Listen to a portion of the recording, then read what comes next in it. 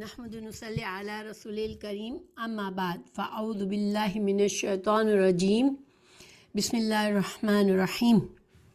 ہم قرآن مجید کی تفسیر کر رہے ہیں اور آج سورہ بقرہ کی آیت نمبر 67 پر پہنچے ہوئے ہیں، تو انشاءاللہ شروع کرتے ہیں۔ اعوذ باللہ من الشیطان الرجیم بسم اللہ الرحمن الرحیم۔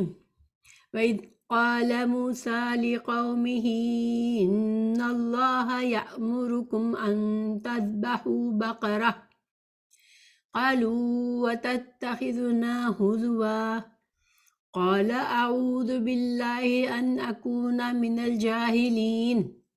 اس کا ترجمہ ہے، اور حضرت موسیٰ علیہ السلام نے جب اپنی قوم سے کہا کہ اللہ تعالیٰ تمہیں ایک گائے ذبح کرنے کا حکم دیتا ہے، تو انہوں نے کہا ہم سے مذاق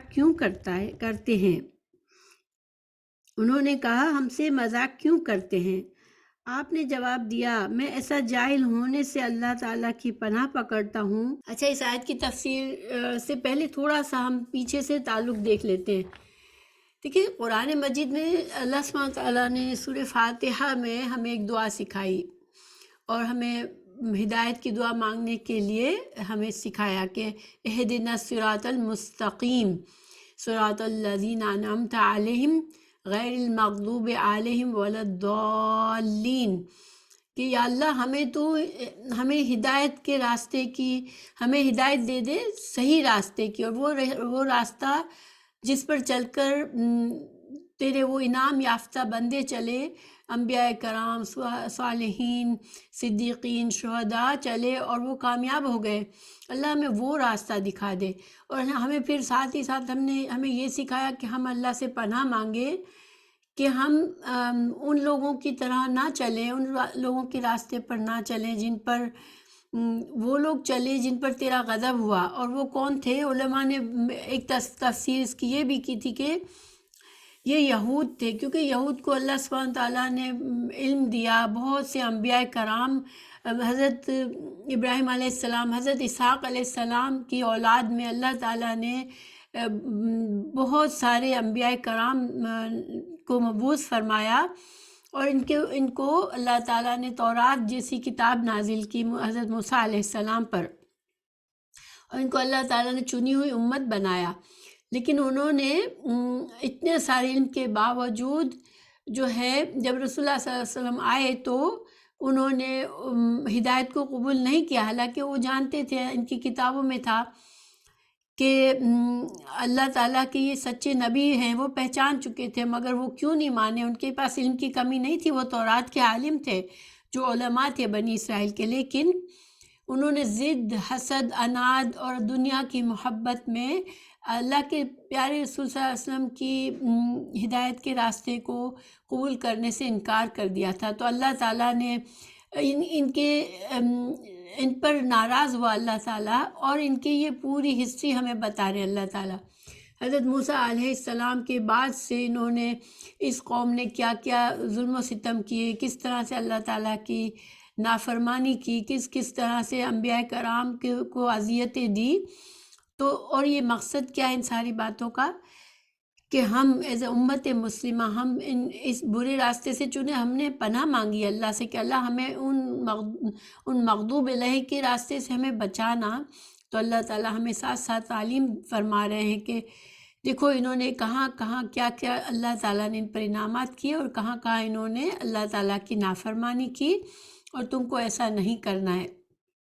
ابھی تک اللہ تعالیٰ نے کافی واقعات بتائے ہیں، ابھی یہ بڑا واقعہ ایک آ رہا ہے جس میں ایک گائے کا ذکر ہے، اور اسی وجہ سے سورہ بقرہ کا نام البقرہ رکھا گیا، کیونکہ اس میں گائے کا ذکر ہے۔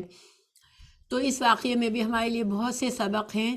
دیکھیں، یہ واقعات اس لیے اللہ تعالیٰ نے نہیں فرمائے ہمیں کہ ہم سوچیں کہ یہ کتنے برے لوگ تھے، بلکہ اللہ تعالیٰ نے ہمیں اس لیے بتایا کہ ہم ان کے برے طریقوں کو جانیں، دیکھیں، سمجھیں، اور ان سے ہم خود اپنے آپ کو بچائیں۔ تو اس روشنی میں ہمیں اس آیت کو سمجھنا ہے، ان آیت کو، آج کے سبق کو سمجھنا ہے انشاءاللہ۔ تو ہم شروع کرتے ہیں۔ اور اس جب یاد کرو، جب قالا کہا موسیٰ نے، لی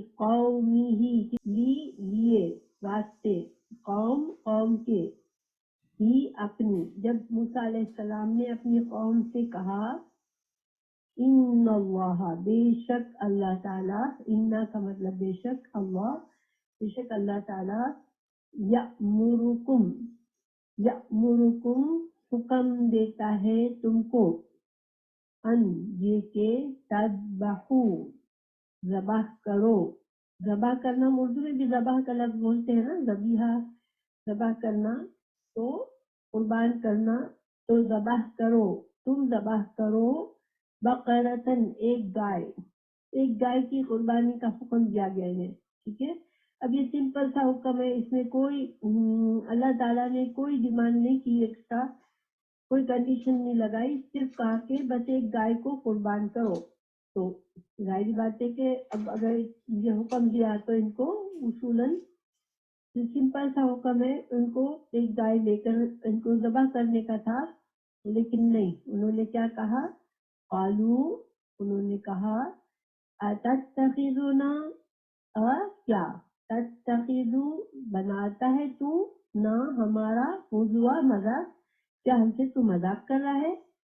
اور یہ انداز جو ہے بات کرنے کا اچھا پولائٹ انداز نہیں ہے، اخلاق کے ساتھ اخلاقی انداز طریقے سے اچھے اخلاق سے انہوں نے نہیں پوچھا، وہ بلکہ اپنے رسول پر، جیسے کہ رسول، ان کے رسول نے کچھ غلط کر دیا ایسا سوال کر کے کہ کیا تم مذاق کرتے ہیں ہم سے۔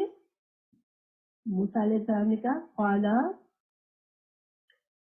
موسیٰ نے کہا اعوذ، میں پناہ مانگتا ہوں، اعوذ باللہ ہم بولتے ہیں نا، اعوذ میں پناہ مانگتا ہوں باللہ اللہ کی، ان یہ کہ اکونا کہ میں ہو جاؤں، من سے الجاہلین جاہلوں میں سے میں ہو جاؤں۔ جاہل کا لفظ بھی ہم بولتے ہیں، لیکن ہم جاہل اردو میں جب ہم جاہل بولتے ہیں تو ہمارا مقصد کیا ہوتا ہے کہ کسی کو کوئی علم نہیں ہے، اس کو ہم جاہل کہتے ہیں۔ تو جاہل، لفظ جاہل جو ہے عربی میں اس کے 3 طرح سے معنی ہوتے ہیں۔ ایک تو جاہل وہی جو اردو میں ہم بولا جاتا ہے کہ کسی انسان کو ایک چیز کا علم نہیں ہے تو وہ اس علم سے جاہل ہے۔ اب وہ ہو سکتا ہے اس کو دوسری چیزوں کا علم ہو، لیکن اس سرٹن کچھ چیزوں کا علم نہیں ہے تو وہ جاہل ہے، ٹھیک ہے۔ اور یہ جہالت میں کوئی تانا نہیں ہے، ہر انسان کے پاس ہر چیز کا علم نہیں ہوتا ہے۔ اگر ایک انسان کے پاس علم نہیں ہے تو اس کو جاہل، ہم برے معنی میں جاہل نہیں ہوتا، وہ بس اس کو علم نہیں ہے تو وہ جاہل ہے اس چیز سے۔ لیکن جاہل کا اور بھی معنی ہوتا ہے کہ انسان کو معلوم تو ہو، ٹھیک ہے، کسی چیز کی حقیقت کو جانتا ہو، لیکن وہ اس کے بارے میں پھر بھی غلط رائے رکھے، ٹھیک ہے، یعنی جذبات میں انسان کے اندر کسی کے لیے بغض ہے، حسد ہے، بری فیلنگ ہے، اب وہ دوسرے کے بارے میں جانتا ہے کہ وہ برا انسان نہیں ہے، لیکن وہ اس کے بارے میں برا رویہ کرتا ہے۔ کوئی انسان دوسرے انسان کو دیکھتا ہے اور اس کے بارے میں اس کو کمتر سمجھتا ہے، اس کی حیثیت سے کمتر سمجھتا ہے، بیوقوف نہیں ہے کوئی انسان، اس کو بیوقوف سمجھتا ہے۔ تو یہ اس طرح کا جو ہوتا ہے یہ ایکچولی تکبر ہوتا ہے، انسان کے اندر اپنا بڑاپن ہوتا ہے، تو وہ دوسروں کو خود پتا ہو اس کے باوجود دوسرے کے بارے میں غلط رائے رکھتا ہے، تو وہ جہالت، اس کو بھی جاہل کہتے ہیں، اور یہ جہالت بری چیز ہے، ٹھیک ہے۔ جیسے جو ابو جہل کا نام آپ لوگوں نے سنا ہوگا، ابو جہل جو تھا وہ دشمن تھا، اسلام کا بہت بڑا دشمن تھا، لیکن اس کا نام، اصل نام تھا ابو الحکم، ٹھیک ہے، اس کا ابو الحکم نام تھا، کیونکہ وہ بڑا ذہین آدمی تھا، بڑا چالاک آدمی تھا، تو اس کو لوگ ابو الحکم کی کنیت سے بلاتے تھے۔ لیکن جب اسلام آیا اور رسول اللہ صلی اللہ علیہ وسلم کی حقیقت کو جان لیا اس نے، لیکن اس نے اتنی مخالفت کی، اسلام کی حق کی مخالفت کی، تو پھر اس کا نام ابو جہل رکھ دیا گیا، اور یہ نام، اسی نام سے ساری دنیا ان کو جانتی ہے۔ یہ اللہ تعالیٰ کا وہ ہے کہ جس نے دین کو، اللہ کے دین کی مخالفت اتنی شدید کی، اس کو مرتے دم تک، یعنی کہ آئندہ قیامت تک جب تک لوگ قرآن اور حدیث کا علم حاصل کریں گے اس کو ابو جہل ہی کہیں گے. تو بہرحال تو یہ جو جہالت ہوتی ہے یہ بری جہالت ہوتی ہے. اسی طرح کسی کام کو اس طرح نہ کرنا جیسا کرنا چاہیے بلکہ الٹا کرنا تو یہ بھی جہالت ہے. تو یہ بھی بری جہالت ہوتی ہے. تو یہاں پر حضرت موسیٰ علیہ السلام نے کہا کہ میں اللہ کی پناہ مانگتا ہوں کہ میں جاہلوں کی طرح کام کروں, میں جاہل بن جاؤں. تو یہاں پر جو بری جہالت ہوتی ہے اس سے حضرت موسیٰ علیہ السلام نے پناہ مانگی ہے. اور مطلب کیا ہے کہ چونکہ آپ اللہ کے نبی تھے اور اللہ کے نبی جو ہوتا ہے وہ اپنی امت کے لیے صرف حق بتانے والا ہوتا ہے. ان کو حق بات بتانے والا ہوتا ہے. وہ حق کے علاوہ دوسری چیزیں نہیں دیتا اپنی امت کو. اور نہ ہی اللہ کا جو رسول ہوتا ہے وہ کسی کو کمتر اور حقیر صرف دیکھ کر اس کی شکل و صورت اس کے ظاہر کی وجہ سے اس کو کمتر اور حقیر بھی نہیں سمجھتا. تو وہ اپنی قوم کو اللہ کا جو رسول ہوتا ہے جو اپنی قوم کو کبھی بھی کم حقیر نہیں سمجھتا. وہ اپنی قوم سے محبت کرتا ہوتا ہے, اخلاص کرتا ہوتا ہے. تو موسیٰ علیہ السلام نے ان وجوہات کی بنا پر کہا کہ میں ایسا بن جاؤں جاہل یا ایسی حرکتیں کروں تو میں اس کام سے اللہ کی پناہ مانگتا ہوں. تو بہرحال ان کو بھی پتا تھا کہ موسیٰ علیہ السلام تو اللہ کے نبی ہیں اور اللہ کے نبی کا یہ مقام نہیں ہوتا کہ وہ اپنی قوم کے ساتھ پوری طرح پیش آئے اور اپنے قوم کو ہی حقیر اور کمتر سمجھے. یا ویسے بھی مذاق اڑانا جو ہے نا وہ اچھی عادت نہیں ہوتی. بعض لوگوں کی عادت ہوتی ہے کہ وہ ہر کسی کا دل بھی دکھا کر پھر بعد میں کہہ دیتے ہیں کہ میں تو بس مذاق کر رہا تھا. تو یہ ایسے مذاق جو کہ دوسروں کو کمتر کرنے والے ہوتے ہیں, دوسروں کو بری فیلنگ دلاتے ہیں, وہ ایسے مذاق جو ہوتے ہیں وہ اچھے نہیں ہوتے ہیں. حالانکہ یوں ہنسی مذاق اچھے انداز میں ہنسی کرنا, تھوڑا سا مزاح پیدا کرنا بات میں, اس سے کوئی خرابی نہیں ہے. رسول اللہ صلی اللہ علیہ وسلم بھی بعض اوقات مزاح پیدا کرتے تھے بات میں, لیکن وہ کسی کو برا فیل کرانے والی بات نہیں ہوتی تھی. تو بہرحال اب یہاں انہوں نے کہہ دیا کہ ہم جو ہے موسیٰ علیہ السلام نے کہہ دیا کہ میں جاہل نہیں ہوں, یہ اللہ کا حکم ہے, تم کو یہ کرنا ہے. اچھا, اب سوال یہ پیدا ہوتا ہے کہ اللہ تعالیٰ نے ان کو گائے ذبح کرنے کے لیے کیوں فرمایا تھا. تو اس کے بارے میں کچھ رائے ہے کہ کیوں اللہ تعالیٰ نے انہیں گائے ذبح کرنے کا کہا تھا. ایک رائے تو یہ ہے کہ یہ لوگ جو کہ فرعونیوں کے ساتھ رہے تھے اور جو فرعون کے لوگ تھے وہ لوگ گائے بچڑے کی پوجا بھی کرتے تھے.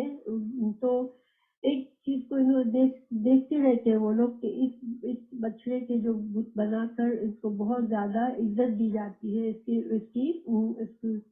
اس کی عبادت کی جاتی ہے. تو ایک طرح سے ان کے دل میں بھی ایک سب کانشیسلی ایک محبت گھسی ہو گئی تھی اس چیز سے, ایک عظمت ہو گئی تھی. اور جیسے یہ چیز ہمارے اندر بھی دیکھیں بہت سی ایسی رسومات ہیں, ایسی چیزیں جو ہمارے دین کا حصہ نہیں ہے لیکن ہمیں بہت بڑی عقیدت کے ساتھ ہم کرتے ہیں. حالانکہ ہمیں اگر کوئی کہے بھی کہ یہ دین کا حصہ نہیں ہے لیکن ہمارے دل سے اس کی عقیدت ہی نہیں نکلتی, کیونکہ ایک عادت پڑ گئی ہے ہمارے. ہم اسی طرح سے ہم جب گرو اپ ہوئے تو انہی باتوں کے ساتھ ہوئے ہیں اور ان کو بڑے ریلیجس سمجھ کر بڑی عقیدت ہمارے دلوں میں ڈالی گئی اس کی. تو ہم نے ان کو وہ مقام دے دیا ہے ان کاموں کو جو کہ اصل میں اللہ نے نہیں دیا ہمیں. وہ دین کا وہ حصہ نہیں ہے. دین صرف وہ ہے جو اللہ اور اللہ کے رسول صلی اللہ علیہ وسلم نے ہمیں آ کر بتا دیا. لیکن آج ہمیں کوئی 10 بار بھی کہے 100 بار بھی کہے مگر ہمارے دل سے اس کی محبت کسی طرح نکلتی ہی نہیں ہے. لیکن اصل حق یہ ہے کہ اللہ کا جو خالص دین ہے اس کو اگر انسان خالص کر کے اس پر عمل کرے تو اسی میں انسان کے لیے بہتری ہے. کیوں؟ کیونکہ اللہ خالق ہے, اس کو حق ہے دین بنانے کا, دین کے احکامات دینے کا. اور اس نے کوئی کمی نہیں چھوڑی. اللہ تعالیٰ نے اللہ کے رسول کے ذریعے پورا دین ہمیں دے دیا ہے. اب جو دین میں ایڈیشنل چیزیں لوگوں نے ڈالی ہیں وقت کے ساتھ, اب اتفاق ہے کہ ہم جس کلچر میں رہے ہمارے اندر بہت سی باتیں آ گئی ہیں جو صرف کلچر سے آئی ہیں.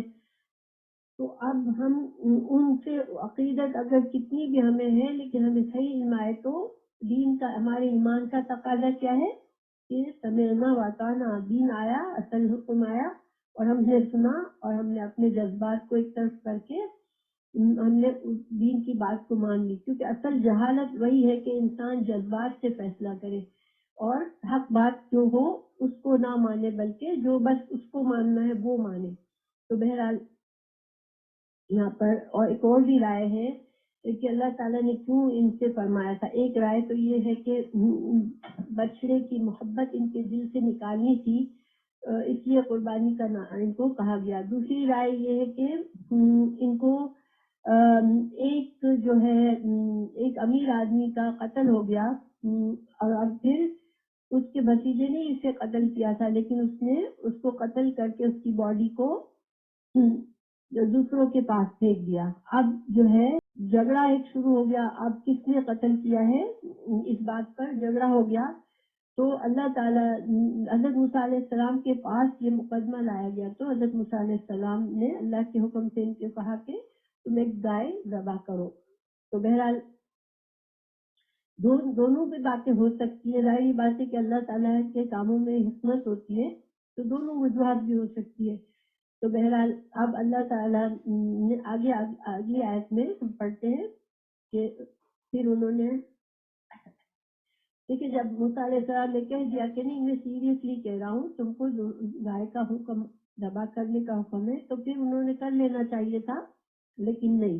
اب انہوں نے ایک نیا سوچنا چھوڑا کہ انہوں نے کہا قالوا ادع لنا, انہوں نے کہا قالوا, انہوں نے کہا ادعو, دعا کرو, لنا ہمارے لیے, ربک اپنے رب سے, یبین وہ بیان کرے, وہ واضح کرے, لنا ہمارے لیے, ما ہیا کیسی ہے وہ, ماں کیسی ہے, یا وہ, یہ جو ہے وہ مؤنث کی ضمیر ہے, ٹھیک ہے, چونکہ بقرہ مؤنث کا لفظ ہے تو یہ مؤنث کی ضمیر آئی ہے کہ کیسی ہے. اب یہاں پر اللہ تعالیٰ نے اختصار سے بات کی ہے کہ انہوں نے کہا کیسی ہے, بس مگر انہوں نے اصل میں ان کا سوال یہ تھا کہ اچھا اس گاؤں کی عمر کیسی ہونی چاہیے, کتنی عمر کی ہونی چاہیے. تو کیونکہ جواب سے ہمیں اندازہ ہوتا ہے کہ انہوں نے گائے کی عمر پوچھی تھی, ٹھیک ہے. قالا کہا حضرت موسیٰ علیہ السلام نے, انہو بے شک وہ, یقولو فرماتا ہے, یعنی اللہ تعالیٰ فرماتا ہے, انہا بے شک وہ, اب ہا ضمیر مؤنث کی ہے, وہ ضمیر مذکر کی ہے, دونوں کا ترجمہ وہ ہے, وہ یعنی کہ اللہ سبحانہ تعالیٰ کی ذات, انہا بے شک وہ یعنی کہ وہ گائے, بقرتن ایسی گائے ہے, لا نہیں, فارد کہتے ہیں. دیکھیے فرض ہم کہتے ہیں نا فرض عبادات, تو فرض عبادات کو فرض کیوں کہتے ہیں؟ اسی کے لفظ فرادا کا معنی ہوتا ہے کوئی ٹھوس اور مضبوط چیز. تو چونکہ فرض بھی ایسے احکامات ہوتے ہیں جو ٹھوس ہوتے ہیں جن کو لازم کرنا ہوتا ہے, تو اس وجہ سے ان کو فرض کہتے ہیں, ٹھیک ہے. اور جب انسان جب کوئی ادھیر عمر کا ہو جاتا ہے تو وہ بڑی اس کی سوچ پختہ ہو جاتی ہے, تو اس لیے اس کو بھی خالص کہتے ہیں. اور جانور بھی جب ایسی عمر کو ہو جاتا ہے جو کہ پختہ عمر ہو گئی, اب وہ بچے پیدا کرنے کے قابل نہیں ہے, تو پھر اس کو فارغ کہتے ہیں. تو بہرحال وہ بکری, وہ گائے ایسی ہو جو بوڑھی نہ ہو, ٹھیک ہے. بوڑھی کا ترجمہ اس لیے کیا ہے فارغ سے, ولا اور نہ بکر کہتے ہیں جو ہر چیز کی پہل آغاز, صبح کے وقت کو بکرتن کہتے ہیں, بکرتن صبح, بکرتن جب طلوع ہوتی ہے سورج, تو سورج کا پہلا وقت, طلوع ہونے کا جو پہلا وقت ہوتا ہے اس کو بکرتن کہتے ہیں. تو یعنی کہ وہ گائے جو ابھی بچی ہو، ابھی اس عمر کو نہیں پہنچی کہ وہ بچے پیدا کر سکے، اپنی پوری جوانی کو نہیں پہنچی، اس کو بکرن کہتے ہیں۔ تو نہ وہ گائے بوڑھی ہو نہ وہ بکرن ہو، یعنی کہ جوان ہو، ابھی ابھی وہ مڈل ایج ہو، اوان درمیانہ عمر ہو، بینا درمیان، ذالک اس کے، یعنی بڑھاپے اور بالکل جوان ابھی بچڑی ہے اس کے درمیان کی عمر ہو، یعنی کہ مڈل ایج ہو، اعتدال، اوان کا مطلب ہوتا ہے اعتدال کو پہنچنا۔ تو بڑھاپے سے پہلے انسان جو ہے اپنی عمر کی ایج جو عروج ہوتا ہے اس پر پہنچتا ہے، اس کے بعد ڈھلنا شروع ہوتا ہے۔ تو جو عمر کا عروج ہوتا ہے اس کو ایوانن کہتے ہیں۔ فَافْعَلُوا تو کر لو، ماں جو تؤمرون تم کو حکم دیا جاتا ہے۔ اچھا، فعلا کا مطلب بھی کرنا ہوتا ہے، ٹھیک ہے، اور فعلا عمل کرنا بھی کرنا ہوتا ہے، ٹھیک ہے، عملہ کر لو اور فعلا کر لو، لیکن فعلا میں یہ فرق ہے کہ عمل جب انسان کرتا ہے تو بات کو سمجھ کر کرتا ہے، سوچتا ہے، غور و فکر کر کے احکامات کو سمجھتا ہے، پھر عمل کرتا ہے۔ اور فعلا جو ہوتا ہے نا، بعض اوقات بغیر ارادی طور پر بھی ہم کچھ نہ کچھ کر رہے ہوتے ہیں، بہت زیادہ غور و فکر نہیں کرتے، تو اس کو فعلا کہتے ہیں۔ تو حضرت موسیٰ نے ان کو سمجھایا کہ دیکھو تم کر لو، تم اتنا سارا سوچو بچار نہیں کرو، تم کو جو حکم دیا جا رہا ہے وہ کر لو، ایک گائے کو پکڑ کے ذبح کرنا ہے، تم کیوں اتنا سارا اس پر سوچ و بچار کرتے ہو، تم کام کو کر لو، فعلوا کر لو، ماں تو عمرون جو تم کو حکم دیا جاتا ہے، ٹھیک ہے۔ انہوں نے سمجھایا حضرت موسیٰ علیہ السلام نے، کیوں؟ کیونکہ یہ اللہ سبحانہ تعالیٰ کے ساتھ بڑے یعنی کہ بڑی بے ادبی کا معاملہ ہے کہ انسان اپنے آپ کو اتنا عقل مند سمجھے کہ اب اللہ نے ایک حکم دیا ہے، اب آپ بیٹھ کے اس حکم کا تجزیہ کرتے جائیں اور پوچھتے جائیں، مزید بتاؤ اس کو کیسے کرنا ہے، کیا کرنا ہے، ڈیٹیلز پوچھتے رہو۔ نہیں، اللہ تعالیٰ نے ایک حکم دے دیا، بندہ کر لے اس کو، ٹھیک ہے۔ ہمیں اسلام میں سختی سے منع کیا گیا ہے کہ بے مقصد سوالات نہ کرے انسان۔ دیکھیں، دین کو سمجھنے کے لیے سوال کرنا تو اچھی بات ہے، ٹھیک ہے، انسان کو سمجھ نہیں آئی بات اور دین کو اچھی طرح سمجھنا چاہتا ہے، وہ دوسری بات ہے، لیکن بعض اعمال ایسے ہوتے ہیں کہ جن کو بہت تمہیں اس کی گہرائی میں جانے کی ضرورت نہیں ہوتی ہے۔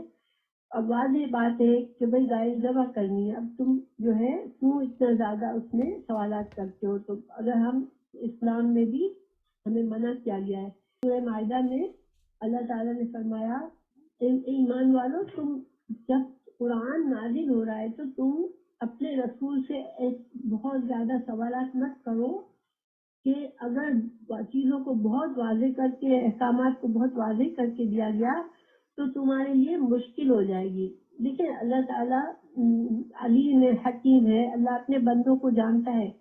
بعض اوقات احکامات ایسے ہوتے ہیں جس میں اللہ تعالیٰ کو وسعت رکھنی ہوتی ہے بندوں کے لیے کہ یہ احکام اگر بندے سے یہاں پر کچھ غلطی بھی ہو جائے تو کوئی اللہ تعالیٰ معاف فرما دے گا، اس لیے اللہ تعالیٰ اس کو بہت سختی کی ڈیٹیل نہیں بتاتا، بلکہ ایک کامن سا حکم دے دیا جاتا ہے۔ لیکن جب بندہ اس کی سرجری کرنے لگتا ہے کہ پوری مجھے 1000 سوال کر لیے اس نے، ان کے بات کو اور کلیئر کرو، تو پھر وہ اللہ تعالیٰ تو کوئی وہ نہیں ہے، اللہ تعالیٰ اگر ہر چیز بتاتے جائیں گے پھر ایک بالکل ایک لکیر واضح ہو جائے گی۔ اب اس کے بعد بندہ اگر غلطی کرے گا تو پھر اس کی پکڑ ہوگی، کیونکہ اللہ کے احکامات کو بندے کو ماننے ضروری ہے۔ تو اگر ہم بعض اوقات اللہ تعالیٰ نے خاموشی اختیار کی ہے تو پھر ہمیں اس کو اپنے لیے ایک نعمت سمجھنا چاہیے، ٹھیک ہے۔ ایسے بہت سے احکامات اسلام میں بھی کہ اللہ تعالیٰ نے ان کی وضاحت نہیں کی، نہ رسول اللہ صلی اللہ علیہ وسلم نے کی ہے، لیکن بندے جو ہے وہ اس کو مسلسل کڑیکتے رہتے ہیں اور ان کی تہ کو پہنچنے کو جاتے ہیں، حالانکہ جو لوگ بہت زیادہ تہ کو پہنچتے ہیں وہ پھر عمل بھی نہیں کرنا چاہتے، ٹھیک ہے۔ تو ہمیں ڈرنا چاہیے بہت زیادہ سوالات کے بارے میں، ہمیں کئی احادیث بھی ہیں، رسول اللہ صلی اللہ علیہ وسلم نے فرمایا انسان کے اسلام کی خوبی یہ ہے کہ وہ لا یعنی چیزوں کو چھوڑ دے، جن باتوں کا کوئی مقصد نہیں ہے وہ نہ کرے۔ بے مقصد سوالات، بے مقصد باتیں کرنا ایک مومن کا اخلاق نہیں ہے۔ تو اس کا یہ مطلب ہے کہ ہم سوالات کریں ہی نہ دین میں، نہیں، یہ مطلب نہیں ہے۔ انسان کو علم حاصل کرنے کے لیے سوال کرنا، اچھا سوال کرنا بھی بہت اچھی بات ہے، جس سے دوسروں کو بھی فائدہ ہو، خود کو بھی فائدہ ہو، یہ تو اچھی بات ہے۔ سوالات کرنے سے پہلے انسان اپنی نیت کو ضرور دیکھے کہ دین میں اگر ہم بہت زیادہ سوالات کر رہے تو ہماری نیت کیا ہے یہ سب پوچھنے کی۔ کیونکہ مثال کے طور پر ایک جگہ پر اگر ایک گیدرنگ ہے، اس میں دین کی باتیں ہو رہی ہے، اب ایک بندے کو یہ ہے کہ ذرا میں بھی لوگوں کو میری طرف بھی توجہ آ جائے، لوگ مجھے بھی ذرا دیکھیں کہ وہ اس سے بھی علم آتا ہے، اب وہ اٹھ کے بلا وجہ کے سوالات کرتا ہے، بلا وجہ کے سوالات کرتا ہے، تو یہ غلط بات ہے۔ یا کوئی اسپیکر کو تنگ کرنا چاہتا ہے، ڈچ کرنا چاہتا ہے کہ لو اس کو کیا آتا ہے، مجھے زیادہ آتا ہے، تو وہ اس کے لیے الٹے سیدھے سوالات کرتا ہے۔ یا پھر کوئی بھی نیت جو ہے نا، انسان کی ہر چیز میں نیت ان کو خود کو دیکھنی چاہیے ہمیں، کیونکہ ہمارے اعمال کا دار و مدار ہماری نیت پر ہوتا ہے۔ اللہ تعالیٰ ہماری نیت کے مطابق ہمیں ہمارے کام کو قبول کرتے ہیں یا ہمیں ہم سے ہمارے کام کو ناپسند کرتے ہیں، تو ہماری نیت اچھی ہونی چاہیے۔ بہرحال ان کی نیت ٹال مٹول کی تھی، جیسا کہ واضح ہو رہا ہے کہ وہ بلا وجہ کے سوالات کر رہے تھے۔ اللہ تعالیٰ نے ان کو اب عمر بھی بتا دی، ٹھیک ہے، اور پھر بھی موسیٰ علیہ السلام نے کہا کہ اب تم کر لو جو تم کو کہا جاتا ہے۔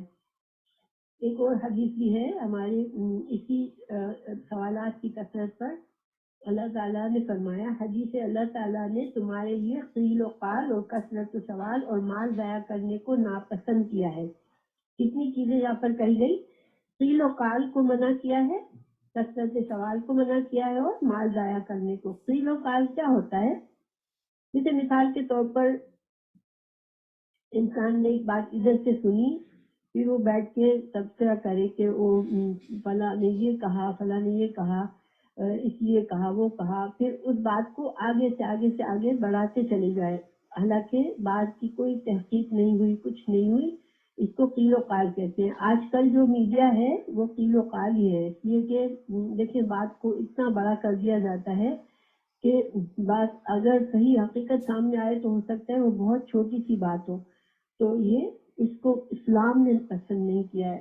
بات اتنی کرو، کم سے کم بات کرو، اور اس وقت بات آگے کرو جب آپ کو پورے دلائل ہو، آپ کو پتہ ہو، آپ نے آنکھوں سے دیکھا ہے یا آپ نے پورے اس کی گواہی آپ کو پتہ ہے، پورے آپ کے پاس اس کی دلائل موجود ہے بات کے، تو ہم کو بات کو آگے کرنا چاہیے۔ بس باتیں سن کے صرف بغیر تحقیق کے آگے سے آگے سے آگے پہنچانا، یہ قیل و قال ہوتا ہے۔ پھر کثرت سوال، بے مقصد کے سوالات بھی پسندیدہ نہیں ہے، اور مال کو ضائع کرنا بھی پسندیدہ نہیں ہے۔ مال کو ضائع کرنا کیا ہوتا ہے کہ انسان اپنی جائز، اللہ نے مال دیا ہے تو اپنی جائز ضرورتوں کے علاوہ انسان بے مقصد چیزوں میں، جو ان چیزوں کا کوئی آخرت کا فائدہ نہیں ہے، دنیا کا بھی کوئی فائدہ نہیں ہے، دنیا کی کسی ضرورت کو پورا نہیں کر رہے، تو اس طرح سے مال کو ضائع کرنا بھی ناپسندیدہ ہے۔ پھر ایک اور حدیث ہے کہ رسول اللہ صلی اللہ علیہ وسلم نے لوگوں کو بتایا کہ اللہ تعالیٰ نے تم پر حج فرض کیا ہے۔ ایک شخص نے پوچھ کے پوچھا، یا رسول اللہ کیا ہر سال حج کرنا فرض ہے؟ اللہ کے رسول صلی اللہ علیہ وسلم نے جواب نہیں دیا۔ پھر اس نے دوبارہ پوچھا، پھر تیسری بار پوچھا، آپ صلی اللہ علیہ وسلم نے کہا کہ دیکھو، اگر جب میں کوئی احکامات بتا رہا ہوں اور میں جو جتنی تفصیل دوں اس کو لے لیا کرو، تم اپنی طرف سے مزید اس طرح سے کرتے جاؤ گے، اور اگر میں کہہ دوں کہ ہاں ہر سال ہے، تو پھر وہ ہر سال فرض اگر ہو جاتا ہے، یا اللہ تعالیٰ اگر کہہ دے کہ ہر سال ہے، تو پھر کیا تم لوگ کر سکو گے؟ ہر سال حج کر سکے گا کوئی انسان؟ یہ تو بہت مشکل کام ہو جائے گا۔ تو انسان جب دین میں بہت زیادہ سوالات کرتا ہے تو پھر دین میں تنگی ہو جاتی ہے، پھر انسان کے خود اپنے لیے بھی مشکل ہو جاتا ہے دین کو فالو کرنا۔ اب اگلی آیت پہ چلتے ہیں۔ قالو، انہوں نے کہا، ادعو لنا، دعا کرو ہمارے لیے، ربکا، اپنے رب سے، یبین، وہ بیان کرے، لنا، ہمارے لیے، ماں جو کیا کیسا ہے، لونہا اس کا رنگ، لون جو ہے لفظ لون کا مطلب ہوتا ہے ایسی خصوصیات جو ایک چیز کو دوسری چیزوں سے نمایاں کر دے، اور چونکہ رنگ ایسی چیز ہے جس سے ایک چیز دوسری چیزوں سے الگ پہچانی جاتی ہے، تو اس کو لون کہتے ہیں۔ تو اب انہوں نے گائے کے رنگ کا سوال کر دیا کہ گائے کی رنگ کیسی ہو۔ ایک بات غور کریں کہ ہر بار یہ کہہ رہے ہیں کہ اپنے رب سے پوچھو، اپنے رب سے پوچھو۔ حضرت موسیٰ علیہ السلام سے بار بار کیا کہہ رہے؟ تمہارے رب سے پوچھو، تیرے رب سے پوچھ، تیرے رب سے پوچھ۔ اصل میں کہا کا مطلب ہوتا ہے تیرا، تیرے رب سے پوچھ، تیرے رب سے پوچھ۔ لیکن دیکھیں رب تو ان کا بھی ہے، اور رب ہمارے رب سے پوچھو اگر وہ کہتے تو اس سے پتہ چلتا کہ اللہ کی محبت ان کے دل میں ہے۔ دیکھیں بندہ جب میرا رب کہتا ہے تو وہ اس کے دل میں محبت ہوتی ہے رب کی، لیکن وہ اس محبت سے بات بھی نہیں کرے۔ موسیٰ علیہ السلام سے بس اب تیرے رب سے پوچھو، ہمارا تو جیسے کوئی تعلق ہی نہیں ہے، حالانکہ اللہ تعالیٰ تو اپنے بندوں سے محبت کرتا ہے، اور ہر بندے کو اللہ نے اجازت دی ہے کہ وہ ڈائریکٹ بھی دعا کرے۔ تو بہرحال انہوں نے کہا کہ تیرے رب سے پوچھ کے وہ بیان کرے ہمارے لیے کہ اس کا رنگ کیسا ہے۔ حضرت موسیٰ علیہ السلام نے فرمایا بے شک وہ، انہو بے شک وہ، یقولو جو فرماتا ہے، یعنی اللہ تعالیٰ فرماتا ہے، انہا بے شک وہ گائے، بقرتن ایک گائے ہو، صفراء، صفراء کہتے ہیں زعفران جو ریڈ رنگ ہوتا ہے نا، زعفران ہم جو کہتے ہیں، صفراء ریڈ رنگ کی ہو، فاقعن بہت چمکیلا سا رنگ ہو اس کا، شوخ زرد رنگ ہو، فاقعن لونہا رنگ اس کا ایسا ہو بہت شوخ خالص زرد، کچھ دیکھنے سے خوش ہو جائے انسان۔ تسر سر کہتے ہیں خوشی، دل کی خوشی، جو اندر کے دل کے اندر، سرون ایکچولی کہتے ہیں دل کا چھپا ہوا راز، ٹھیک ہے؟ تو اس سے جو تسر خوشی، ایسی خوشی جس سے دل خوش ہو جائے جس کو دیکھ کے۔ الناظرین ناظر دیکھنے والا، ناظرین اس کی جمع ہے، یعنی دیکھنے والا ایسا رنگ ہو کہ دیکھنے والا اس کو دیکھ کے خوش ہو جائے۔ قالو انہوں نے کہا ادعو لنا دعا کرو ہمارے لیے، رب کا اپنے رب سے، یبین وہ بیان کرے، لنا ہمارے لیے، ماہی کیسی ہے وہ۔ اب اس دفعہ انہوں نے کیا پوچھا ہے، یہاں پر تفصیل پوچھنے کی نہیں آئی ہے، لیکن انہوں نے پوچھا تھا کہ کیا یہ محنت کرنے والی گائے ہے، یعنی کہ جو گائے جانور مزدوری کے لیے استعمال کیے جاتے ہیں نا، تو کیا وہ ایسی گائے ہے جس کو مزدوری کے لیے استعمال کیا جا رہا ہے، یا کوئی ایسی گائے ہے جس کے اندر کوئی عیب ہے، کہ گائے میں کوئی عیب ہو تو چلے گا یا نہیں چلے گا، یا اس گائے کے رنگ میں کوئی اور آمیز ہو، یا صرف زرد رنگ کی ہو، یا تو یعنی کہ اس طرح کے سوالات پوچھے انہوں نے، ٹھیک ہے؟ تو حضرت موسیٰ علیہ السلام نے یبین لنا ماہی ان البقرہ، اب مزید یہ کہہ رہے ہیں بے شک گائے تشابہ مشبہ ہو گئی ہے، علینا ہم پر، ہم تو بالکل شک میں پڑ گئے کہ اب کیا کیسی گائے ہو، ہمیں تو سمجھ ہی نہیں آ رہی۔ تو گائے تو اتنی ساری ہوتی ہے تو ہمیں کیا پتا کون سی گائے کرنی ہے، ہم تو مشتبہ ہو گئے، ساری گائے جو کچھ ابھی تک بتایا وہ تو بہت سی گائے میں ہوتا ہے، تو ہمیں کیا پتا، ہمیں تو آپ اور واضح کریں کہ کیا وہ مزدوری والی گائے ہو جس سے مزدوری لی جاتی ہے، یا کیا اس کے رنگ میں زرد رنگ کے علاوہ کچھ داغ دھبے ہونے چاہیے، یا کیا اس کے اندر کوئی عیب ہو تو چلے گا، یا بالکل بے عیب ہو۔ اب دیکھیں یہ بیکار کے سوالات سب پوچھ رہے ہیں، حالانکہ ان کو اس کی ضرورت نہیں ہے۔ بہرحال اب ایک دفعہ انہوں نے فائنلی کیا کہا کہ اب ہم تو بالکل کنفیوز ہو گئے اس گائے کے بارے میں، یہ تو مشتبہ ہو گئی ہے ہمارے لیے، ٹھیک ہے؟ مشتبہ چیز ایسی ہوتی ہے جس سے واضح نہیں ہوتا، تو ساری گائے ہی ملتی جلتی ہے، ہم کیسے اس گائے کو الگ سے پک کریں، ملتی جلتی چیزوں کو مشتبہ کہتے ہیں۔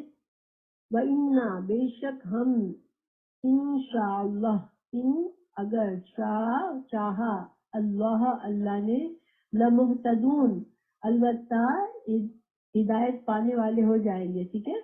اب دیکھیں یہاں پر انہوں نے انشاءاللہ کہا، مگر ان کا انشاءاللہ بھی کہنا اخلاص کے ساتھ نہیں تھا. ان کا انداز یہ ہے کہ ان کے دل میں شاید یہ لگتا ہے کہ اتنے سوالات پوچھ رہے ہیں، پھر ایسی کوئی گائے اللہ تعالیٰ بتا دے جو ہمیں ملے ہی نہیں تو ہم کہہ دیں کہ ہم کیا کریں، ہمیں تو ایسی گائے ملی ہی نہیں جو اللہ نے کہی تھی، اس لیے ہم اس کو ذبح نہیں کر سکے. ٹھیک ہے.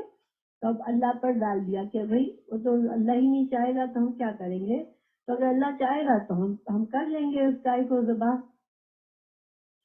پھر حضرت موسیٰ علیہ السلام نے فرمایا اچھا انشاءاللہ تو ہم بھی استعمال کرتے ہیں، ذرا سا ہم اس پر سوچ لیں. دیکھیے انشاءاللہ ہمیں کوئی کہتا ہے بھائی کل آنا ہے، کل ملاقات کرنی ہے، ہاں انشاءاللہ. بعض اوقات ہمیں پتہ ہوتا ہے کہ ہماری نیت نہیں ہے لیکن ہم ہاں انشاءاللہ کہہ دیتے ہیں. ٹھیک ہے. بہت آسانی سے کہہ دیتے ہیں. جب انشاءاللہ کہنا جو ہے وہ اللہ کو شامل کر رہے ہیں، ہم اللہ کی مرضی ہوگی تو ہم کریں گے. تو یہ اس وقت کہنا چاہیے جب واقعی میں ہماری پوری نیت ہے کام کرنے کی، مگر چونکہ ہم اللہ پر توکل کرتے ہیں تو ہم انشاءاللہ کہتے ہیں کہ اللہ نے چاہا، چونکہ میری تو نیت ہے تو اللہ تعالیٰ انشاءاللہ اللہ کی مرضی ہوگی، اس میں رضا ہوگی تو کام ہو جائے گا. انشاءاللہ کہنا اچھی بات ہے اور کہنا چاہیے، مگر اس میں ہماری نیت ہونی چاہیے کہ ہم صحیح کام کے لیے صحیح وقت پر انشاءاللہ کریں، ٹال مٹول کے لیے نہ کریں کہ کسی کو ٹالنا ہے ہمیں تو ہم نے انشاءاللہ کہہ دیا. ٹھیک ہے. تو یہ ہمیں ذرا سا دھیان رکھنا چاہیے انشاءاللہ کہتے وقت کہ اللہ کے نام کے ساتھ لے کر ہم جھوٹ نہ بولیں، کیونکہ جب ہماری نیت نہیں ہوتی ہے ہم کچھ کرنے کی اور ہم کہتے ہیں ہاں انشاءاللہ کر لیں گے تو یہ ہم جھوٹ بول رہے ہوتے ہیں، اللہ کے نام کو شامل کر رہے ہوتے ہیں. تو یہ ہمیں اس سے بچنا چاہیے. بہرحال اب حضرت موسیٰ نے کہا قالا انہو بے شک وہ یقولو وہ فرماتا ہے انہا بے شک وہ بقرتن ایک گائے ہے لا ذلولن نہیں وہ موٹی. ذلل کہتے ہیں کسی کو جیسے کہ سدھانا کمزور. ذلالہ کا مطلب ہوتا ہے کسی چیز کے اندر جو سختی اور تیزی ہوتی ہے اس کو توڑ دینا، اس کو سدھا لینا، اس کو مطیع اور فرما بردار بنا لینا.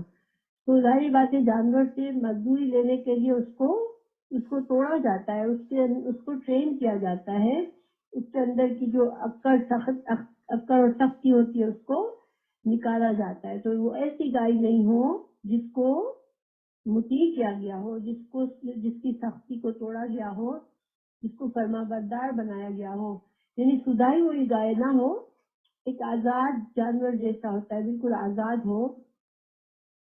تسیر لا ذلول مطیع نہ ہو. تسیر الارض کہ وہ تسیرو کہتے ہیں زمین کو پھاڑنا. تو جب ہل چلانے کے لیے گائے کو استعمال کیا جاتا ہے تو زمین کو پھاڑنے کے لیے تاکہ اس سے بیج بویا جائے، تو اس کو سدھایا ہوا نہ ہو کہ اس کے ذریعے سے زمین میں ہل چلایا جا رہا ہو، بلا اور نہ تسقی نہ وہ سیراب کرنے والی ہو. ساقی پلانے والے کو کہتے ہیں. تسقی پلاتی ہے، وہ گائے پلاتی ہے، یعنی کہ ہر کہتے ہیں کھیتی کو. تو بعض دفعہ جانور کو استعمال کیا جاتا ہے. اب تو نہیں رہا، اب تو کھیتی باڑی کے لیے بڑے ماڈرن قسم کی چیزیں ہیں، لیکن پہلے زمانے میں جانور کے ساتھ کھیت میں پانی بھی پلایا جاتا تھا اور جانور کے ساتھ زمین کو سیدھا بھی کیا جاتا تھا. تو بہرحال یہ مزدوری کرنے والی گائے نہ ہو. اللہ تعالیٰ نے فرمایا پھر مسلمتن اس کے اندر کوئی عیب بھی نہ ہو، مسلم ہو. سلامات ہوتا ہے مطلب بے داغ، ہر نقص سے پاک. اللہ تعالیٰ نے سلامتی والا دین ہمیں دیا ہے، ہمیں مسلمان کہا ہے. تو مسلمان جو ہوتا ہے وہ امن میں ہوتا ہے، سلامتی میں ہوتا ہے. تو یہ ہر طرح کے داغ سے پاک سے، ہر طرح کے عیب سے پاک ہے. یہ مسلمتن ہے، صحیح سلامت ہے، اس کے اندر کوئی بیماری یا کوئی عیب نہیں ہے. لا شیعتا نہیں کوئی نشان، کوئی دھبا اس کے کلر کلر کے میں جب اسپاٹس ہوتے ہیں نا اس کو شیاتا کہتے ہیں. فیہا اس میں یعنی اس گائے کا رنگ بس ایک رنگ کی گائے ہے, اس کے رنگ کے اندر کوئی بیچ میں کوئی قسم کا اور دھبا نہیں ہے کلر کا. قالو انہوں نے کہا الآن اب, الآن کہتے ہیں اب جئتا لایا ہے, بی جئتا کا مطلب ہوتا ہے آنا, ٹھیک ہے, لیکن جب اس کے بعد فوراً با آ جاتا ہے تو بی تو یہ لانا ہو جاتا ہے, ٹھیک ہے. تو لایا ہے بالحق, حق کو, اب تو لایا ہے اصل حق. فذبحوها تو انہوں نے ذبح کر دیا, وما اور نہ تھے, کادو لگتا تھا, نہیں لگتا تھا, یا فعلون کے وہ کرتے. اللہ تعالیٰ فرما رہے کہ ان کے رویے سے تو لگتا نہیں تھا کہ وہ کریں گے, مگر اب انہوں نے فائنلی کر ہی لیا. تو دیکھیں اب تو حق لایا ہے, یہ طریقہ بھی کتنا غلط ہے نا. اب اتنی دیر سے اتنے سوالات کیے جا رہے ہیں اپنے رسول سے, اور اب جا کے کہہ رہے ہیں کہ ہاں اب تو صحیح حقیقت لے کر آیا, اب صحیح بات لے کر آیا ہے.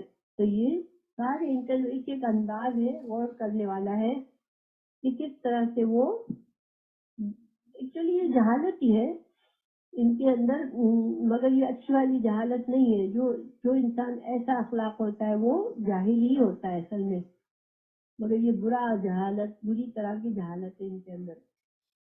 اللہ تعالیٰ چونکہ نیتوں کو جانتا ہے تو اللہ تعالیٰ نے کہا کہ ایسا نہیں لگتا تھا کہ وہ کریں گے, لیکن بہرحال چونکہ اللہ کی مرضی تھی, اور انشاءاللہ انہوں نے کہا تھا تو اللہ تعالیٰ کو تو چاہتا تھا اللہ کہ یہ بکرے کو ذبح کرے, گائے کو, تاکہ ان کے دل سے اس کی عظمت کو کم کرے اللہ, اور ساتھ ساتھ یہ جو دوسرا کام کرانا ہے کہ اس مردے کے قاتل کا پتہ کرانا ہے تو وہ کروانا تھا. تو اللہ تعالیٰ نے یہ کام چونکہ کروانا ہی تھا اس لیے انہوں نے کیا, ورنہ ان کی نیت نہیں تھی.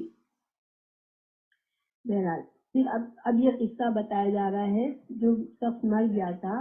وَإِذْ اور جب تم نے قتل کیا تھا نفسن ایک شخص کو, فَدَّعْرَاتُمْ پھر تم نے ڈالا ایک دوسرے پر ڈالا, تم نے اپنے سے دور, خود سے ہر انسان نے دور کیا اور دوسرے کے اوپر ڈالتا رہا اس گناہ کو, ایک دوسرے پر ڈالنے لگے تم فیہا اس کے بارے میں ایک دوسرے کو الزام دینے لگے. واللہ اور اللہ تعالیٰ مخرجم نکالنے والا تھا, مخرج خارج ہونا اردو میں بھی بولتے ہیں نا, تو مخرج نکالنے والا, ماں جو کنتم تھے تم چھپاتے تھے, تمہارے دل میں تم نے جو قتل کر کے تم چھپا رہے تھے کہ جو قاتل تھا وہ اس حق کو چھپا رہا تھا, تو اللہ تعالیٰ اس کو واضح کرنا چاہ رہا تھا. اس لیے اللہ تعالیٰ نے کیا فرمایا, فقلنا تو ہم نے کہا, اضربوہ ضربا مارنا,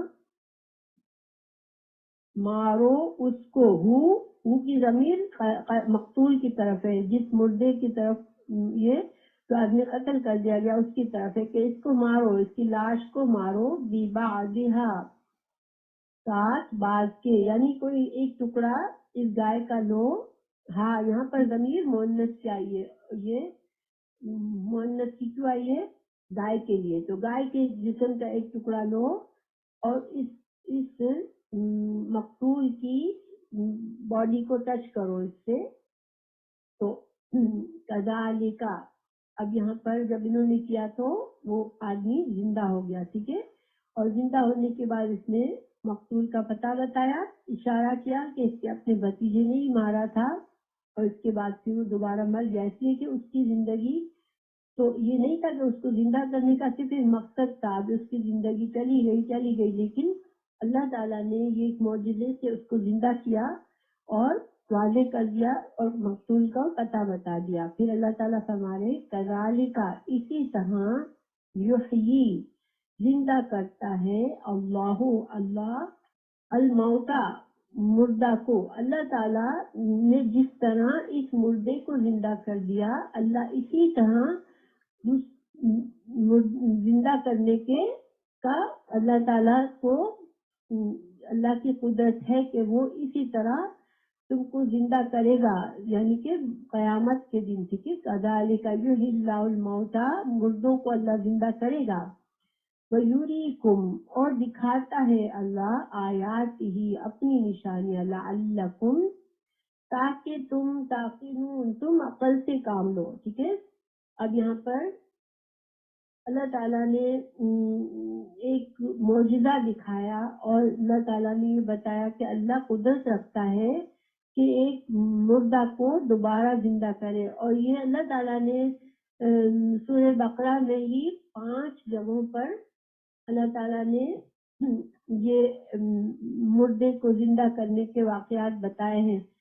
ہم نے آیت نمبر 56 میں پڑھا تھا، اللہ تعالیٰ نے جب بنی اسرائیل نے کہا کہ ہم تو جب تک اللہ کو نہیں دیکھیں گے تو ہم ایمان نہیں لائیں گے، تو اللہ تعالیٰ نے ان کو سب کو ایک بجلی کے ذریعے مار دیا تھا، صاعقہ کے ذریعے مار دیا تھا۔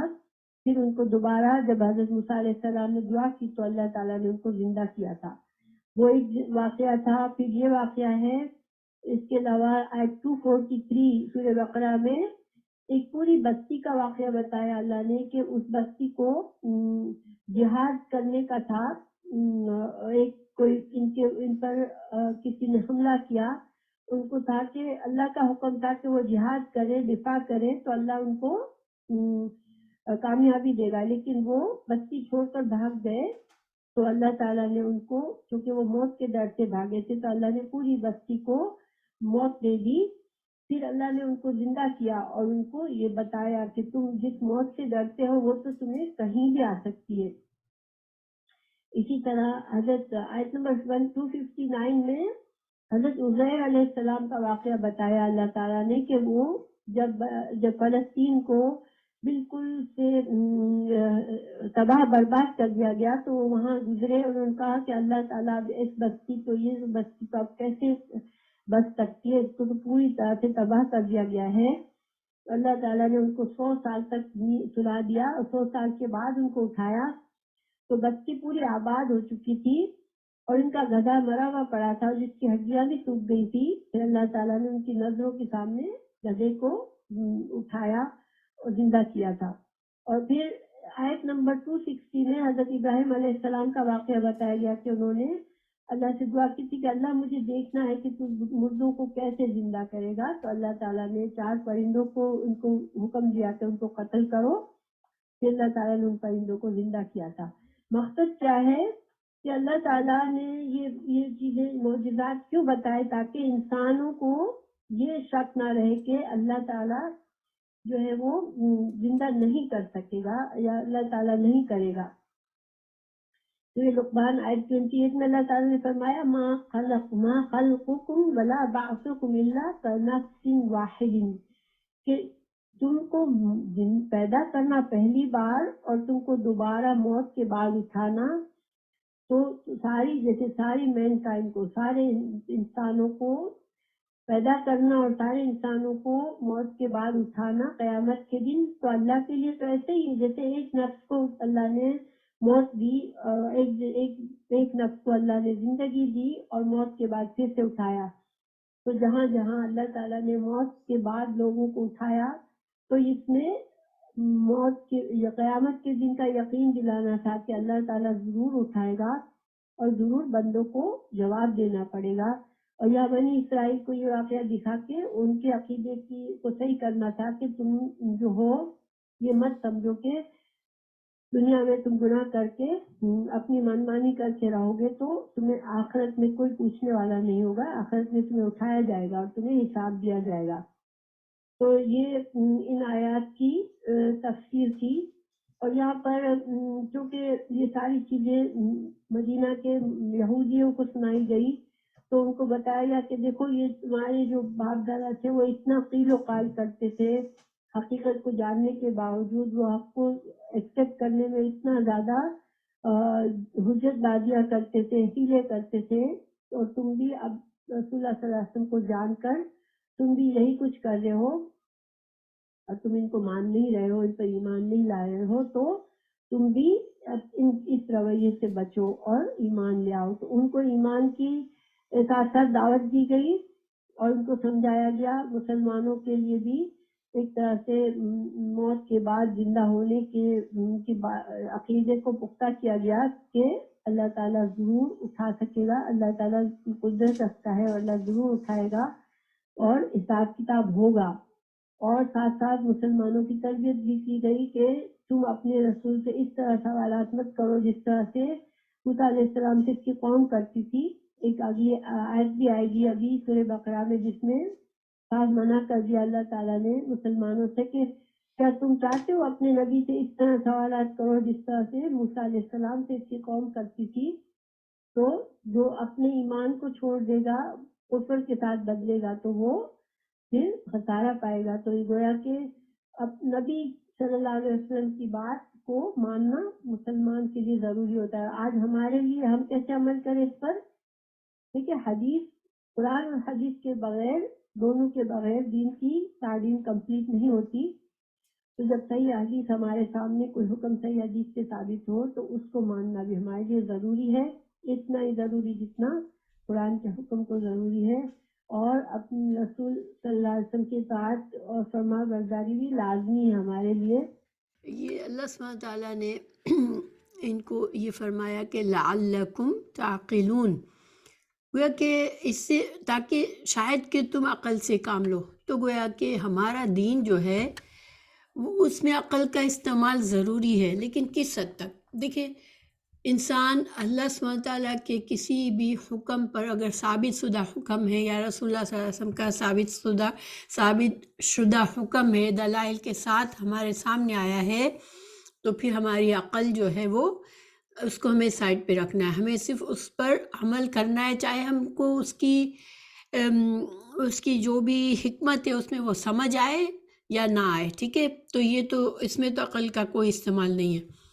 لیکن عقل کا استعمال کیوں ضروری ہے؟ اور ایک اور طریقے سے ہمیں بہت ضروری ہے عقل دین کے بارے میں، کہ انسان صرف سنی سنائی باتوں سے دین نہیں ہوتا، ٹھیک ہے؟ جو بھی ہمیں بچپن سے ہم چلتا چلا آیا ہے، جو بھی سنتے آئے ہیں، اس میں ہم اس کو اگر بغیر آنکھیں بند کر کے صرف ہم خود سے علم حاصل کرنے کی کوئی کوشش نہ کریں، قرآن و حدیث کو نہ سیکھیں اور ہم اس کو صرف چپ چاپ عمل کرتے رہے، تو اس سے کیا ہوتا ہے نقصان؟ کہ دیکھیں یہ جو لوگ یہودی بنے، اب جو یہودیوں کی نسلیں ہیں، جو عیسائیوں کی نسلیں ہیں، ایون جو مسلمانوں کے گھروں میں مسلمان پیدا ہوئے مگر ان کو ماں باپ کو پورا علم نہیں تھا، انہوں نے جو کچھ بھی سکھا دیا، تو اب یہ نہیں، دین کے معاملے میں یہ نہیں ہے کہ انسان آنکھیں بند کر کے چلے۔ ہر مسلمان پر، ہر انسان پر فرض ہے کہ وہ اللہ کی بات کو سنے اور سمجھے اور اپنی محنت سے اور صحیح دلائل کے ساتھ علم کو سیکھے۔ یہ عقل کا استعمال اس حد تک ضروری ہے ہمارے لیے کہ ہم اپنی عقل کو دیکھیں، ہم اسلام کے علاوہ عام زندگی کے معاملے میں یہ رسم نہیں چلتی کہ ماں باپ کے جو بھی کپڑے پہننے کا طریقہ تھا وہ اولاد پہنتی چلی آ رہی ہے، وہ ہمیشہ سے چلتا چلا آ رہا ہے۔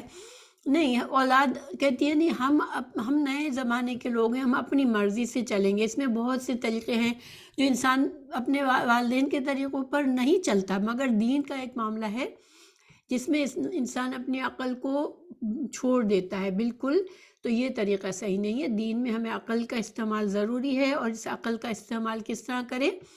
صحیح طرح سے دین کو سیکھیں، سمجھیں، اور پھر جو کچھ اللہ تعالیٰ فرمائے پھر اس کو چپ چاپ اس پر عمل کر لیں، پھر قیل و قال اور غیر ضروری حجت بازی نہ کریں، اور اپنی عقل کو اتنا بڑا نہ سمجھیں کہ لو یہ کیا بات ہوئی، اللہ تعالیٰ نے ہمیں یہ کیا حکم دے دیا، اس کا کیا مقصد ہے؟ یہ طریقہ نہیں ہے صحیح، ٹھیک ہے؟ تو انشاءاللہ اللہ سبحانہ وتعالیٰ ہمیں سمجھنے کی توفیق دے، آمین۔